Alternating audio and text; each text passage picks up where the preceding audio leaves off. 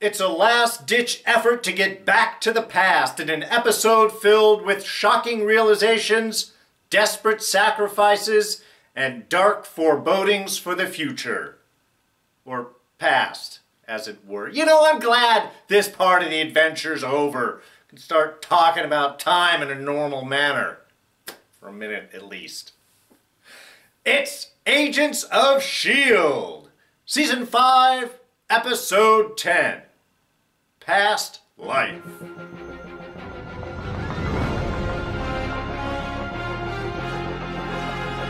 Hey everyone, D here, and welcome to this week's review of Agents of S.H.I.E.L.D. So yes, as usual, spoilers are coming. Well, this is it, everyone. Our final foray into our dark future, which is fine because there are a whole lot of important people dead.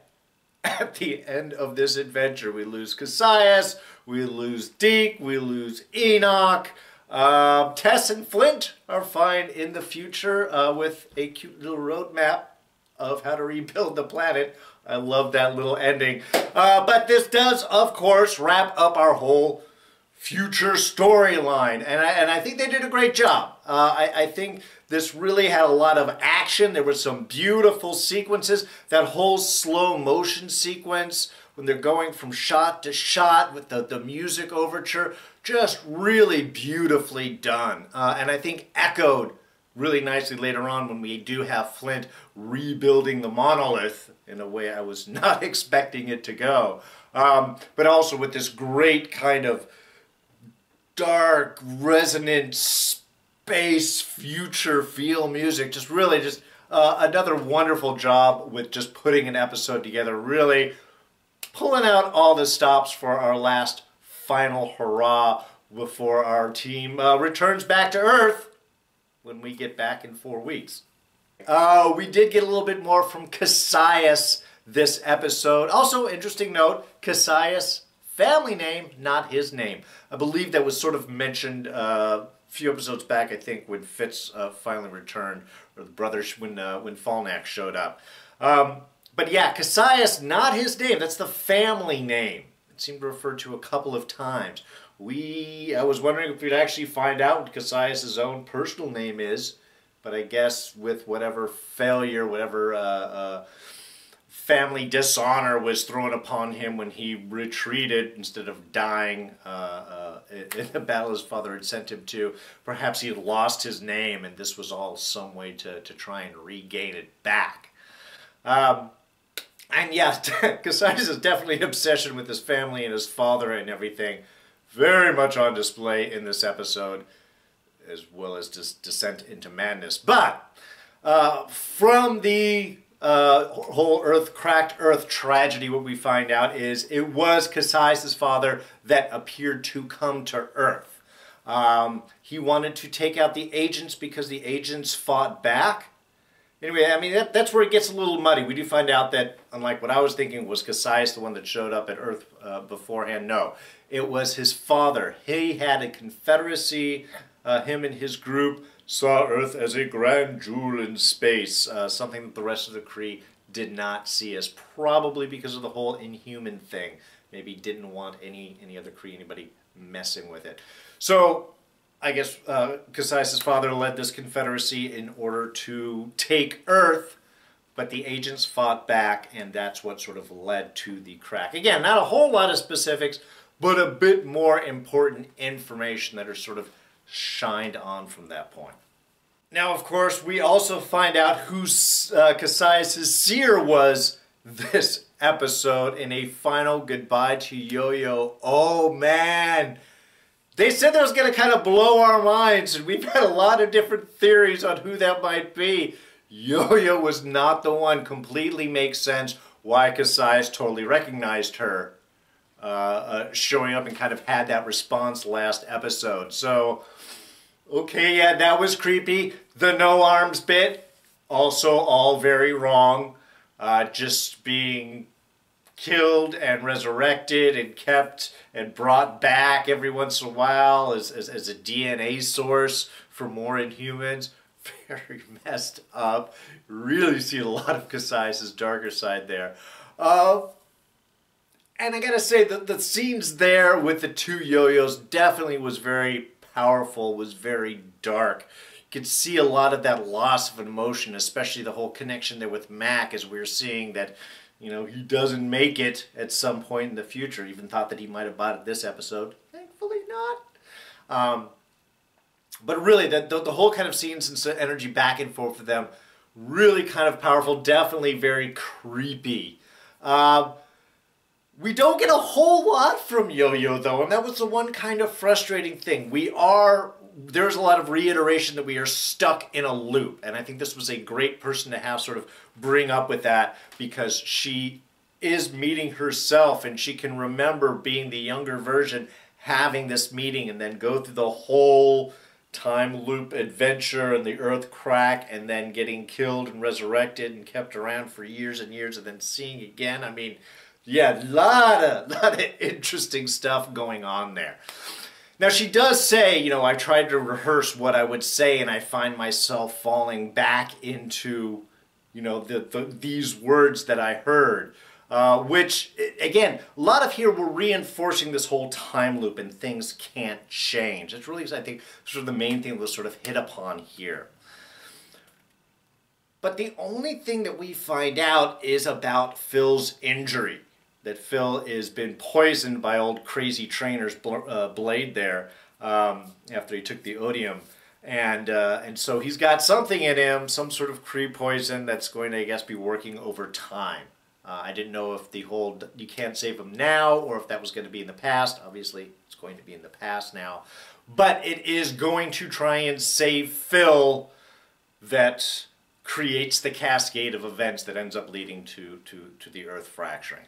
Okay, that's good. That's interesting to know. Kind of messed up, though, in some ways, because is that sort of a last hurrah if they think that this season 5 is going to be the end? So you end the series the way you started it, with basically Phil Coulson's death? That'd be messed up, man. Don't do that to Phil. He's the core of this team. Literally, he's the core of the team. But kind of what frustrated me with those whole sequences, if you had all this time to try and figure out, to try and say, we got nothing out of Yo-Yo outside of the loop and that things go bad and I tried to change and it didn't change. The only real bit of information we get is about Phil's injury, which, you know, isn't something that's going to last around for too long. And I think in some ways Phil might be someone that would sacrifice themselves in order to save everyone else if he does in fact know that's the truth. Kind of like another agent that happened in this episode.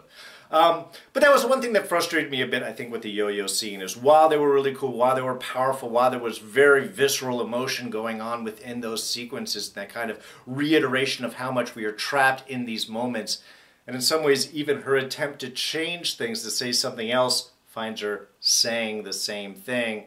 Is that the universe fixing its own direction?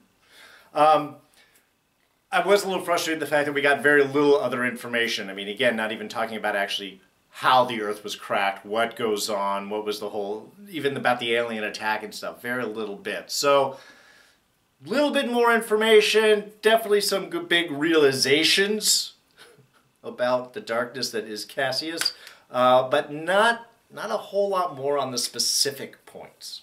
Oh, and speaking of Kasius, I'll pronounce his name however I like. He's dead now. We did have the last great hurrah for him, I think, as a villain. Definitely tanked pretty much immediately the moment that he saw Sonara's body from a whole mental standpoint. He collapsed really quick, almost going a full Gollum there with conversations to a dead body. I know Gollum talked to himself, but you know what I mean. Just not working right in the whole cranium. Kind of interesting how he was coming up with interesting ideas in that conversation.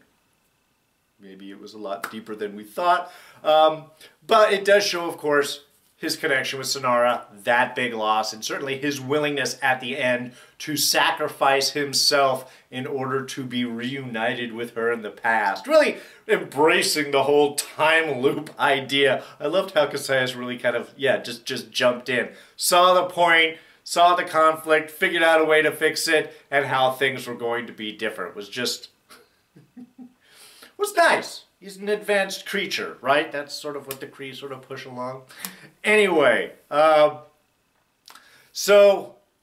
just some interesting creepy moments. Like I said, the odium that he gave, I guess say our crazy trainer at that point, really nice, drives you nuts, does the whole eye bleeding thing, and I wonder if for the rest of the Kree, the whole markings of like the dark eye bleeding is in some way a reference to this, some sort of warrior craziness commitment type thing. The symbolism seemed a little bit too obvious there. But very cool sending him off. Odium, I'm not sure if that's actually what they call it. He did say drink the odium, so I'm assuming that's sort of the title for it. Odium itself is actually sort of like a crowd's visceral darkness and anger at you, so he could have been quoting something, you know. When the crowd goes against you, drink in the odium, the despileness of the people. I'm not sure, but very effective stuff, very dark things, certainly. Seeing the end there, said willing to drink this to have one last hurrah with going against Mac. And also, God, man, what a dark scene. Mac, really? He keeps talking about retiring when he gets back, and I think this only continually reinforces it. Seeing Yo-Yo killed in front of him, and then the big battle, which was beautifully done. I loved Kasius. He had the great line, what was that? I'm going to beat your body with your own skull. That is anger right there. Anyway, it was just a great way, a good way to say goodbye to him. A big final last battle. Love the fact that it was Gemma at the end that sort of sneaks on him and does to him what she did to her. Gemma's very dark in her own way. I love it. And then, of course, the switch around with the axe and stab in the back. So, good way to say goodbye. And, of course, the reunion there of Yo-Yo with Mac, which I'm sure was blowing his mind. They'll talk it out.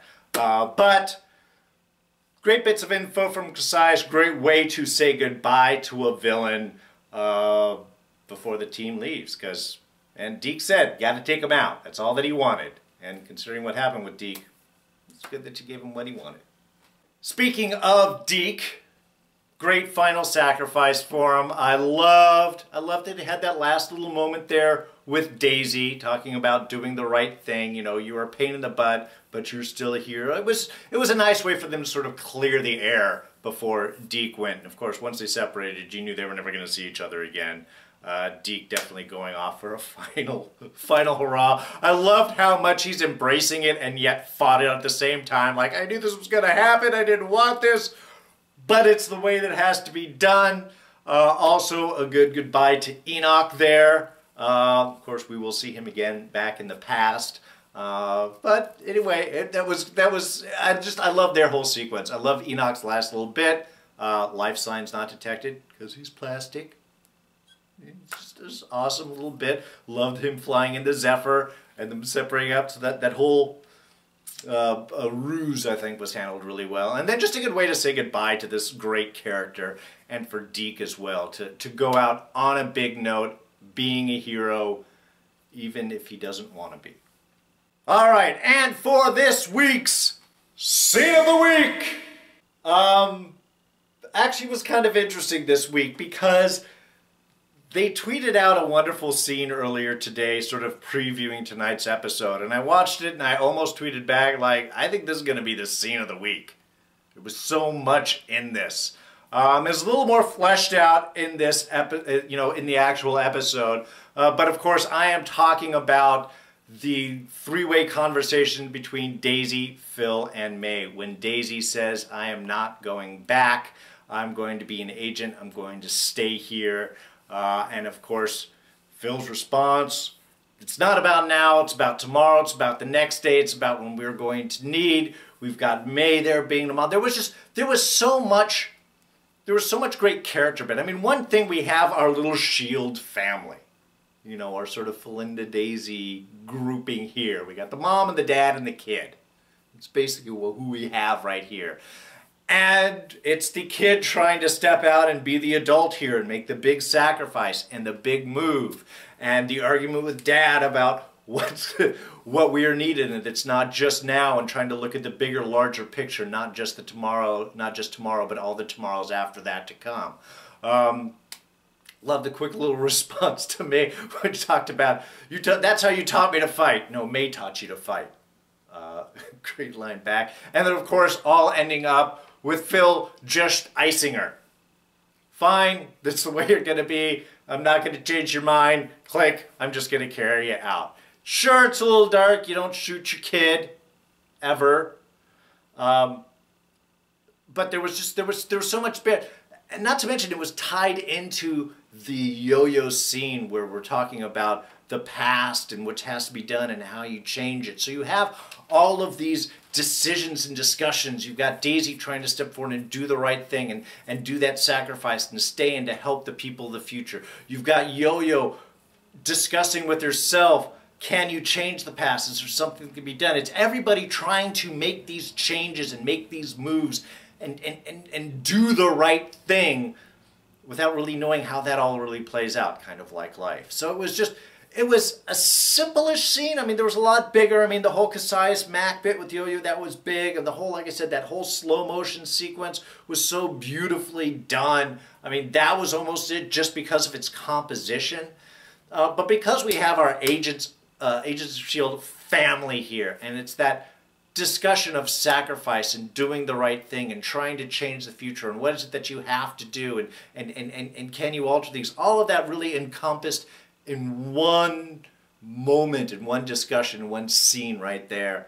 That is why it is our scene of the week for the last bit of our future exciting episodes.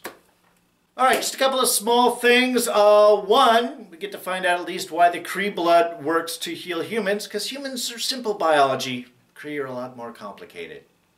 So, you can bring back Tess, you can't bring back Sonara.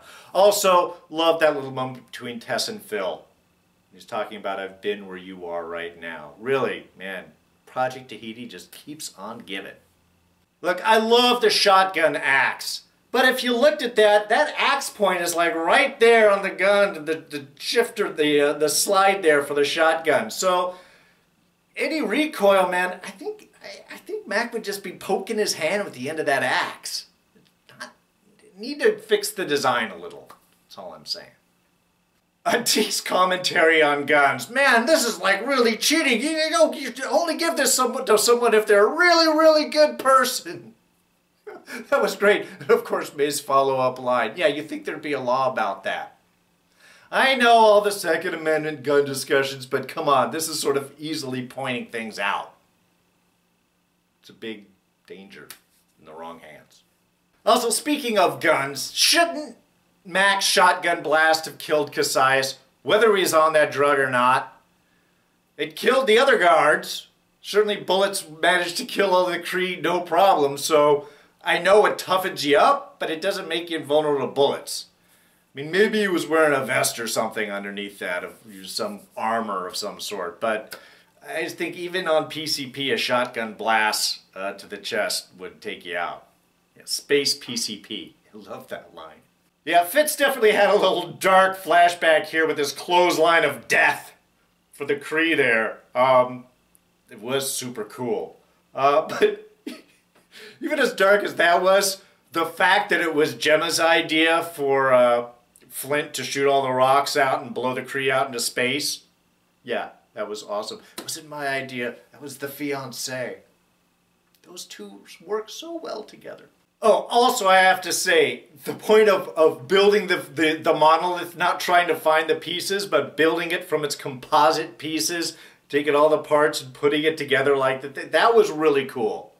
I have to say, that was not the direction I thought that things were going to go, but that was totally awesome. Just take the parts and put them together the same way it is in this shard. Nice. Alright, now before I wrap things up, I do want to throw out a couple of kind of big questions that I'd like to sort of entertain moving forward here. First off, why did they come to the future? I've been trying to think about this. I'm trying to think if they're getting some extra piece of knowledge. Were they going to bring Flint back? Was there somebody that they needed? Why did Robin have them brought to the future? I can't see that anything has technically changed or altered outside of them just seeing the consequences of what their actions are going to be. But I would kind of think that coming into the future would have armed them in some way to prepare them for whatever was supposed to happen in the past, and then they just didn't do it right, or they did it wrong, or they weren't properly prepared or something. But And if you guys think of this, please throw this in the comments section below. Let me know. What did they gain from coming to the future? Outside of just some knowledge of what may happen and thus a possible opportunity to change it, I don't really see how Robin couldn't have just informed them of this in the past to prepare them. I can't see what this additional future experience actually gained them. So that's one small little thing.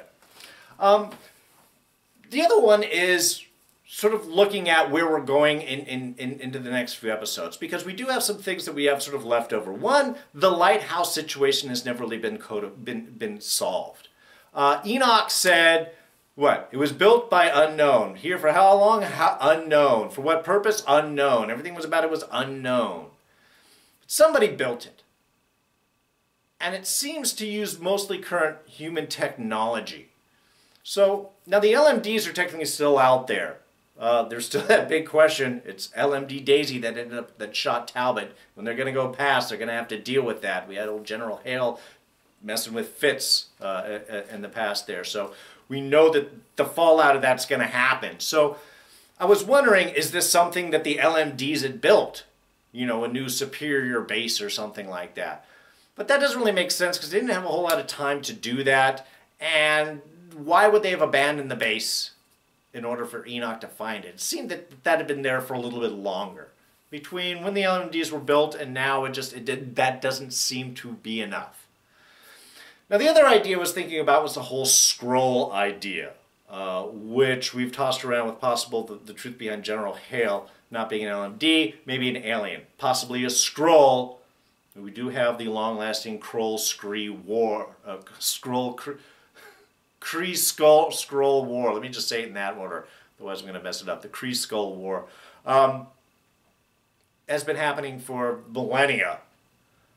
Is this something that happens? Are Skrulls on the Earth in disguise and they are taking over, and that's what ends up being the conflict between when the Kree show up between them? Did they built it, you know, the thought is that if the Skrulls been hiding out on Earth for decades or longer, are they just using human technology and this is part of their base? But the big question with that is, of course, why would it be abandoned? And why was that not mentioned at any point? So I think still the information on the lighthouse is going to end up being important. And I think we may find out that there's another alien species involved. Is it the Skrull? Is it a different species, or is it just LMDs? These, again, I don't have answers. These are just really more questions I want to throw out to think over the next few weeks while we're waiting for S.H.I.E.L.D. to come back. Anyway, so that is it. Now, 4 weeks! We got 4 weeks without S.H.I.E.L.D. But once we come back, it should be a straight shot all the way through the end of the season, through Infinity War, and into the mid-May there. So 12 episodes left, 2 more until our big 100th episode. Lots of stuff happening then, I am sure. But we're going to have 4 weeks off for the Olympics, and then back March 2nd. Pretty much probably going to be a straight shot all the way through the end. The only day I think they might take off would be Friday, May 4th, because that's when Infinity War comes out, and they may want to give that week. I am curious how this is going to tie in. Wouldn't it be funny as if this all builds up and then Thanos comes, they think that's the cause of it, and then it ends up being, as soon as Thanos leaves, then the Kree show up, and then the Earth gets destroyed. So it survives Thanos and then gets destroyed by the next thing. Or maybe it's the other way. Maybe they think they all solve it up and then Thanos comes and just totally messes all up. I'm not sure how we're going to end up ending this season. But 4 weeks off now, 12 episodes towards the end. Cannot wait to see what comes next. So, if you did enjoy this review, please go ahead and hit that like button. thoughts, ideas, comments, throw those down in the section below. What do you guys think about the past? What did the agents learn coming to the future? And how do you think this is going to tie into Infinity War? Curious what you guys think. You can always catch me on Twitter and Instagram. I am at Darren Jakes. Subscribe, please, if you're not. It's quick, it's easy. Just go ahead, hit this button. You'll catch all these reviews as soon as we come back. Lots of stuff coming forward. Throw up a couple of our latest reviews right here, and you can check those out. So, that's it for me. I'm D, and I'm out of here. Catch you guys next time. Bye-bye.